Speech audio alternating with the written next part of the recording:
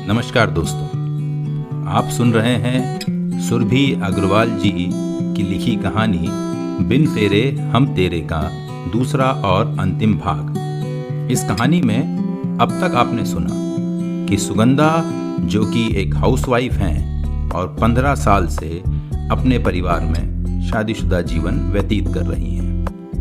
उनके जीवन में बहुत सी शारीरिक परेशानियां हैं और साथ ही पारिवारिक समस्याओं से भी घिरी हुई है और ये जीवन एक ही ढर्रे पर चल रहा है। अचानक उन्हें सोशल मीडिया के थ्रू एक फ़ोन कॉल मिलता है जो उनके जीवन को बदल कर रख देता है और उनके जीवन की बहुत सी दबी हुई आकांक्षाएं और इच्छाएं पूरी होने लगती हैं। अब आगे। जहां हर कोई महिला को देखते ही अपनी हर सीमा तोड़ स्त्रियों की गरिमा भंग करने के लिए प्रयासरत रहता है, वहीं दूसरी ओर अनुपम लगातार अपवाद साबित हो रहा था। तो बस तभी से सुगंधा के मन के कैनवास पर अपनेपन के रंग उभर आए थे और वो हर रोज़ उसके एक फ़ोन कॉल का इंतज़ार करती। ज़िंदगी हौले हौले मुस्कुराने लगी हो जैसे। पेड़ों में नई कौपले निकलकर बसंत के आने का आह्वान कर रही थी। सूने बंजर रेगिस्तान पर हरियाली सी दिखाई दे रही थी। उसी दिशा में बहती हुई गर्म हवाएं यकायक शीतलता का एहसास करा रही थी। यूं तो सब कुछ था सुरभि के पास, पर बस वो अपना अस्तित्व खो चुकी थी लगभग। अरे अपनी सपनों की दुनिया से बाहर निकलो महारानी जी। हर समय खोई खोई सी देखता हूं। तुम जैसी बकवास औरतों की वजह से ही बर्बाद होते हैं घर परिवार। न जाने कौन सी धुन में लगी रहती हो तुम। अरे ये सोशल मीडिया का संसार तुम जैसी बेवकूफ औरतों के लिए बना हुआ है।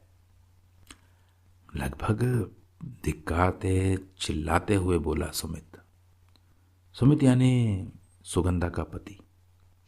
यह लगभग रोज का नियम था। सुगंधा उच्च शिक्षित महत्वाकांक्षी लड़की थी। संस्कार कूट कूट कर भरे थे उसमें, पर कोई कद्र नहीं कर पाया था उसकी।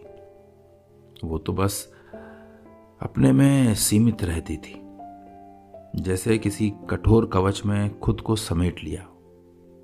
नतीजन वो बीमार रहने लगी। किसी से अपने मन की बात ही नहीं करती थी। बस अपने कर्तव्य निभाना और चुप रहना, यही उसका स्वभाव बन गया था। निरंतर मिलती अपेक्षा और अपमान से धीरे धीरे मनोवैज्ञानिक तौर पर वो अंदर ही अंदर घुलने लगी थी। अनुपम का जीवन में दस्तक देना उसको भोर के सूरज सा प्रतीत होने लगा था।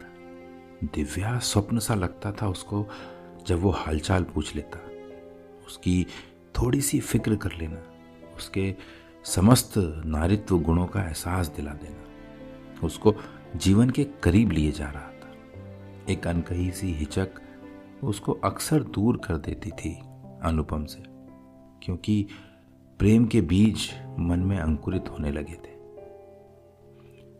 वो कहते हैं कि प्रेम में डूबा हुआ हृदय उतना ही पवित्र है जितना गंगा जल में डूबा हुआ कलश। भावों की सरिता मध्यम मध्यम बहने लगी थी अचानक से, पर वो कांप गई संसार भर के मूल्यांकन को सोचकर ही। समेट सा लिया खुद में ही, आंखें बंद कर ली हों जैसे तेज रोशनी से बचने के लिए। जब अनुपम ने कारण पूछा तो वो बिलख कर रो पड़ी। जानती हूं अनुपम, अधूरी चाहत बूंद बनकर आंखों से सरकती है। कपकपाती हूं, खुद को छुपाती हूं, पर मैं ऐसा कोई कदम नहीं उठाना चाहती जिससे मेरे बने बनाए घरौंदे को कोई भी नुकसान पहुंचे।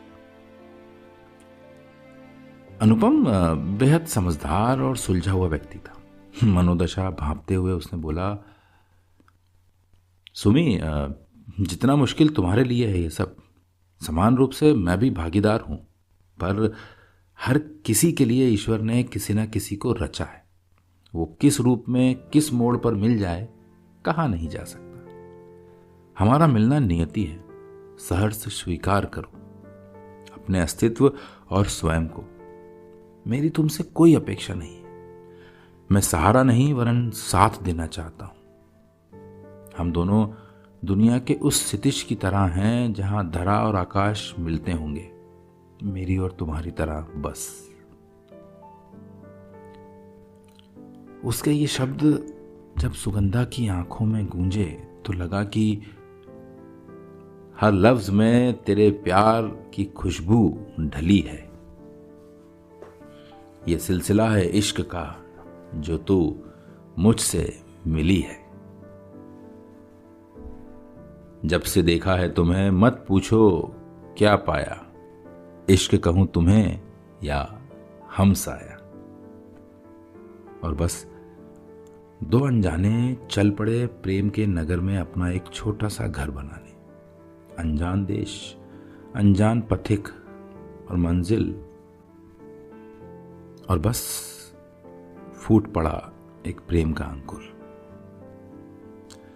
कुछ कहा सा कुछ अनकहा सा उन दोनों के बीच, और होने लगी बातें और दिल खोल कर रख दिया सुगंधा ने अपना अनुपम के सामने।